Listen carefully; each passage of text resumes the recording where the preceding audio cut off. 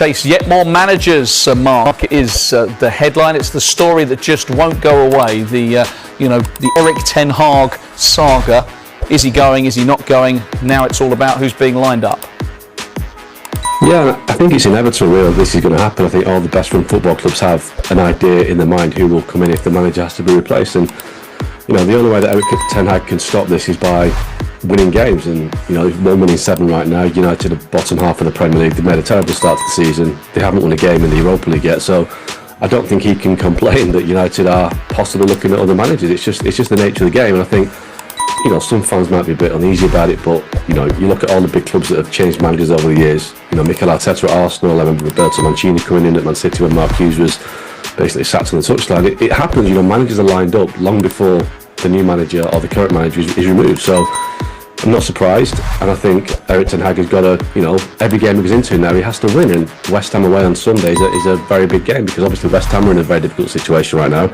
It's a game that United have struggled with over the years, and if United don't win at West Ham, then the pressure will mount. So United have to start doing due diligence on people that might come in and replace them. Yeah, Dave, what's your take on this? You're in Istanbul watching the Fenerbahce game. They were second best, I think it's fair to say.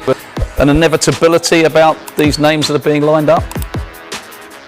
Yeah, I just sort of find myself feeling increasingly sorry for Erik ten Hag, to be honest with you. I mean, the guy seems to be out of his depth. I mean, press conferences shouldn't matter too much. They probably matter more than people think they are, the way managers are with the media. We had 2 days of listening to Jose Mourinho and Erik ten Hag. I'm not saying Mourinho is the man to take over again at United.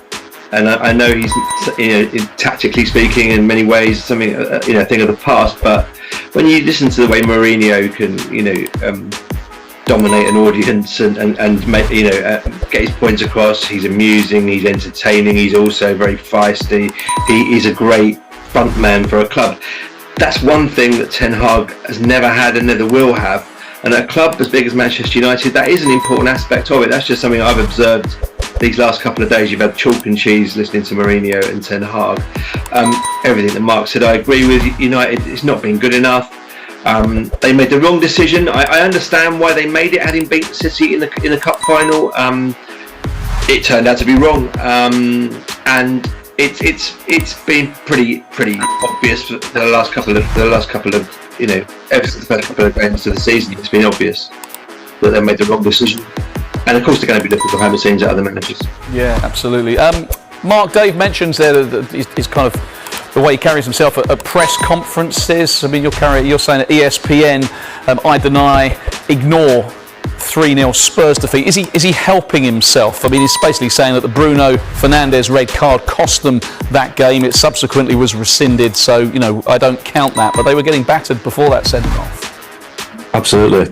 It's going to be 3-0 up by the time Bruno Fernandes was sent off. So that is a strange thing to say, and it doesn't help him. And he does say a lot of things in press conferences that don't help him. He's very critical and very blunt about players. I think too much at times. I think, we all want managers to be honest, but I think sometimes he says things that don't really tally with what you're seeing on the pitch. I was in Porto recently when he took Marcus Rashford off at half-time, and they explained that he just wanted to rotate him. Well, Marcus Rashford scored and set a goal up. He had a great game, and he was taking him off to rest him for a game the following weekend. It's like, well, you've got to play for here and now, and some of the things he says don't help him. And I think, yes, I know that United have at times tried to urge him to be a little less heavy-handed in press conferences and maybe kind of improve his English a little bit. I mean, listen, he speaks English better than I speak any other language, so I can't complain at that, but still, he's not a great communicator, and I think at times he's digging holes for himself that he can't get out of. So, yeah, his press conferences are difficult to endure at times. He doesn't help himself.